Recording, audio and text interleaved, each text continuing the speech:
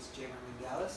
And I'm Jacob Miller. And this is our AT3146 rehab project with a patient named Jerry. So a little bit about our man Jerry here. He's a 27-year-old male, and he loves to run. Running's his thing, and he usually puts in on an average week about 10 to 20 miles a week. He's worked himself up to a construction foreman, so he's ahead of the construction site there. And over the past couple months, he's been really noticing he's had some pain in the bottom of his right foot. It's been getting a little worse throughout the day, that kind of thing. And so he went to his doctor the other day and went and saw him, and he got referred to us with a diagnosis of plantar fasciitis. So a little background for plantar fascia. It originates on the medial tubercle of the calcaneus, it's right there. It's also inserted into the ligament that connects to the metatarsal heel. So you can see how gait is going to be very important on this.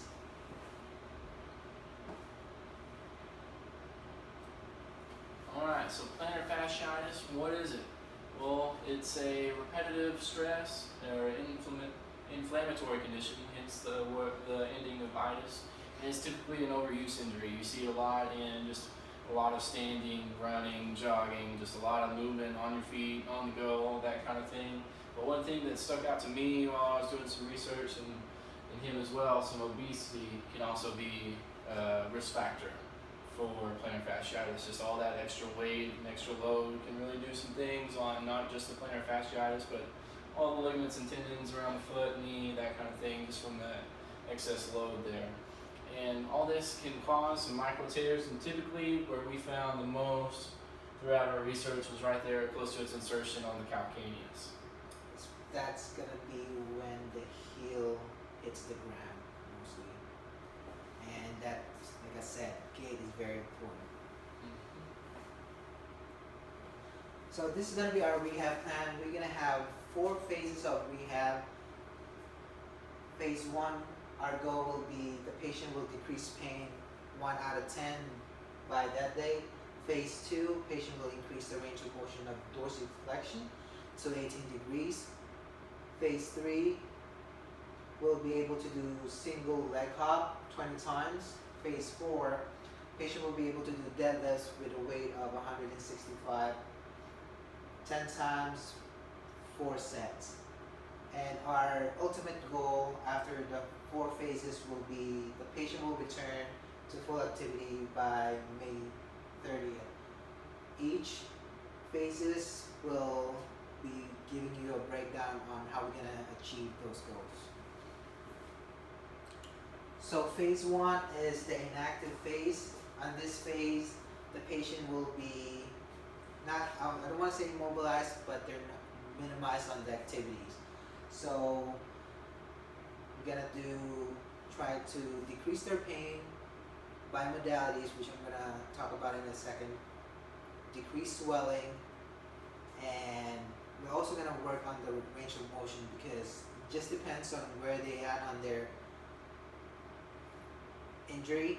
That's going to be, it's either no activity at all, or we can start on a range of motions. So the modality that we're going to be using are the iontophoresis and the ice massage, like I said, to control the pain and the swelling of the foot. Also, the range of motion, we're going to be doing ABCs. They can be doing that while sitting down, and maybe even right after the ice massage, just to maintain mobility for the next phase of the rehab. Alright, so the next phase of rehab here is phase 2, which is the active phase. And this is where we're going to work more into the range of motion. The last phase, you can do a little bit of light range of motion like my partner said, but this one we're really focusing on range of motion, flexibility, and mobility of the tissues there. So we came up with some exercises here. We got 4 of them. Seated baps board. You can use your other foot, and you're going to put your feet on the board and really work the plantar flexion and dorsiflexion on the board there. And you can use the other foot as an aid to really make sure that injured side is getting the work put in, get some stretching. Seated calf stretch is what this gentleman here is doing. You can do it with a towel, a bed sheet, or even a strap. This man's doing it with a towel, and basically you're just pulling back your foot there to really get your stretch back here in the calf. Passive range of motion for dorsiflexion, that can be done like he's doing. That's one way. Or we can do it as a clinician, really get in there with joint moves, even maybe P&F stretching, get it loosened up, get some more range of motion for dorsiflexion. And our last one there is seated canned foot rollout. That's kind of shown on the last slide with the ice massage. You can call it ice massage. This one you don't have to do with ice. You can just get a little can of corn from your pantry and roll out your foot, put it on the bottom, and just roll it out. Get some flexibility going there on the bottom of the foot.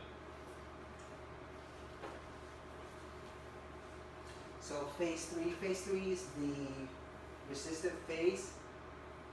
We're gonna be doing the ankle four-way, the lunges.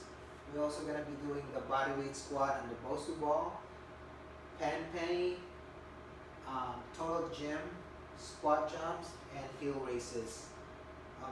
The goal on this one is to just increase the strength and mobility of the affected tissue, so they can move on to the most intensive part of the rehab, which is going to be what Jacob's going to be talking about.